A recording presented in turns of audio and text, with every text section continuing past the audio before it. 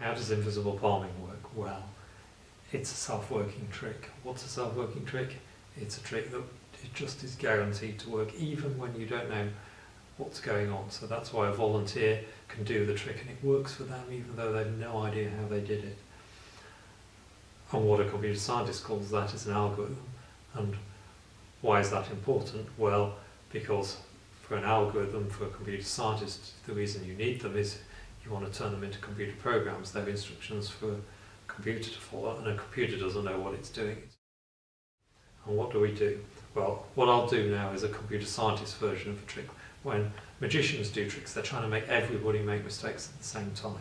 When a computer scientist is creating algorithms, what they really want is anybody who uses the end program actually doesn't make any mistakes at all, that everything goes right. So let's do the trick in a way where you can see exactly what's going on. So what did we do first? We took pairs of cards and said 2 cards make a pair, and so on. So we can keep taking pairs of cards and pairs of cards, and we're left with one left over at the end. What do we then do? We take them back, but we put them into 2 piles. So we split the pair up. What I'll do now is I'll do them not nice, neat and tidy so you can't see what's happening. We'll let you see what a computer scientist would call the state of the system, what's actually going on underneath.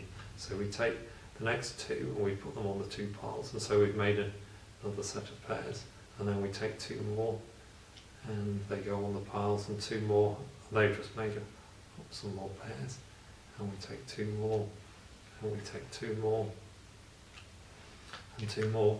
And the interesting thing here, we've now got the extra card, and what's going to happen to that extra card, it can go on either pile. And the point is, all this chanting about 2 cards make a pair, the point of that is to try and make everybody lose track of what's going on, make sure they can't count, and make sure they think it's about pairs. It's not actually about pairs as such, it's about odds and evens. So the thing to notice here, that both of the piles at this point have got 7 cards in them. And the extra card, if I put it there, it will make a pair because it makes 8 cards. And so if I put it there and we count them out in pairs, it will appear as though the extra card has gone, but it hasn't. And what it leaves is an apparent extra card in the other pile.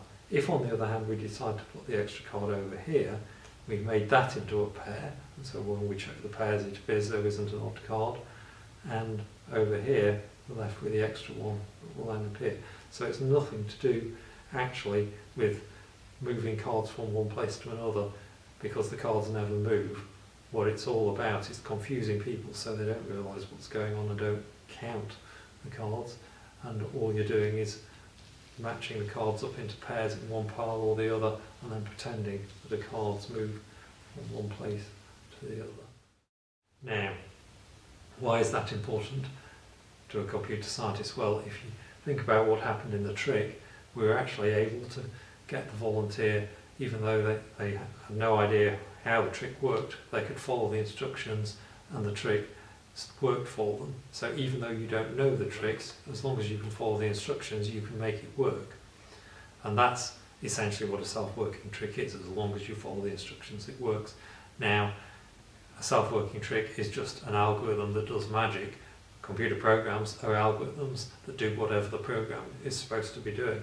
And we need exactly the same thing to happen, because computers are the ones that are following the instructions in the program. They aren't intelligent, they can't do anything other than follow instructions blindly. So just like the volunteer was following the instructions blindly and the right thing happened, a computer just follows the instructions of an algorithm blindly, and as long as the algorithm works, then it's guaranteed to have the right effect, even though the computer doesn't know what it's doing. And that's what we need, because all that computers can do is follow the instructions written by programmers. And so algorithms matter for magicians to make things work, but they also matter for computer scientists. And in both cases, you just want to be able to follow the steps and know it's guaranteed to work. And that's invisible palming.